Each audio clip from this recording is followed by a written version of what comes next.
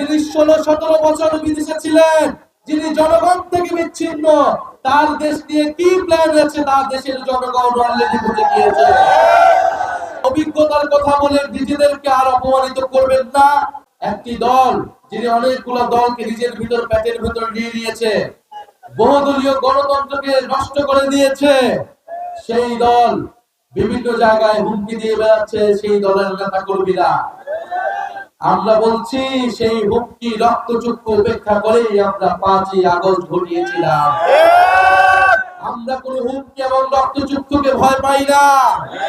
এই সাভার আশুলিয়ার এই ঢাকা 19-এর মানুষ কোন রক্তচক্ষুকে ভয় পায় না।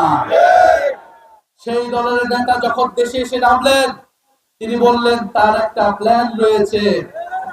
আমরা সাধুবাদ জানিয়েছি। আমরা প্ল্যান থাকলে প্ল্যান শেয়ার করেন। আমরা চাই বাংলাদেশ পরিবর্তন হোক। আমরা সম্প্রীতির রাজনীতি করতে চেয়েছিলাম, কিন্তু এখন দেখছি তিনি কোথায় চিনিকল আছে কোথায় নাই, কোথায় ইপিজেড আছে কোথায় নাই, কোনটা বাণিজ্যিক রাজধানী, কোনটা কি হবে, কোথায় সোয়াবিন চাষ হয়, কোথায় ভুট্টা চাষ বেশি হয়, উনি কিছুই জানেন না। হিরন আরো মিনারেল ওয়াটার মাত্র 50 পয়সায় প্রতি লিটার।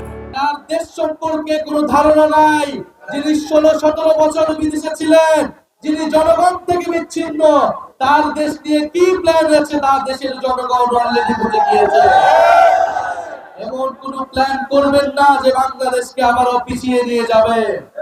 এমন কোন প্ল্যান আমরা বাংলাদেশে বাস্তবায়ন হতে দিব না যা ফ্যাসিস্টদেরকে পুনর্বাসন করবে।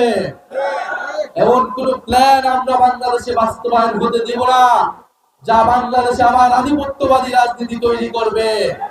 নিজেদের জীবন থাকতে আমরা সেই প্ল্যান বাস্তবায়ন হতে দিব না ইনশাআল্লাহ। আপনারা প্রস্তুত হন। আমরা বাংলাদেশের মানুষকে আর কোনো প্রতারক, আর কোনো বেঈমানদের কাছে আমরা দেশের ক্ষমতা, দেশের দায়িত্ব দিতে চাই না। আপনারা একটা কথা বলা হচ্ছে যে অভিজ্ঞতা, রাষ্ট্র পরিচালনার অভিজ্ঞতা। রাষ্ট্র পরিচালনার অভিজ্ঞতা আপনাদের কি ছিল এটা বাংলাদেশের মানুষ দেখেছে। এই অভিজ্ঞতা কোনো ভালো কোনো অভিজ্ঞতা না। 2001 থেকে 6 যে অভিজ্ঞতা হয়েছে বাংলাদেশের মানুষ তা দেখেছে। জামাত ইসলাম সেই মন্ত্রণালয়ে ছিল, ক্যাবিনেটে ছিল, তারাও সেটার অভিজ্ঞতা দিয়েছে। ফলে আমরা সেই পুরনো কথা বলে আপনাদেরকে আর বিব্রত করতে চাই না। 5ই আগস্টের পর থেকে আপনারা বাংলাদেশে যা করেছেন এটাই যথেষ্ট আপনাদের বিরুদ্ধে ভোট দেওয়ার।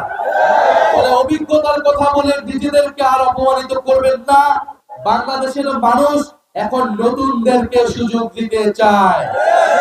যাদের নিয়ত ঠিক আছে, যাদের অন্তরে দেশপ্রেম আছে, যাদের সততা আছে, যাদের দক্ষতা আছে, ইনশাআল্লাহ অভিজ্ঞতার কোনো ঘাটতি সরকার পরিচালনার জন্য হবে না তাদের।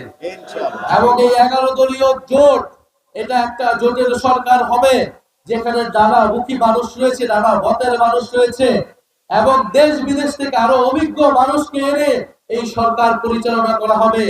এবং আমরা দেশের অভিজ্ঞ এক্সপার্ট মানুষদেরকে নিয়ে ইস্তেহার তৈরি করেছি।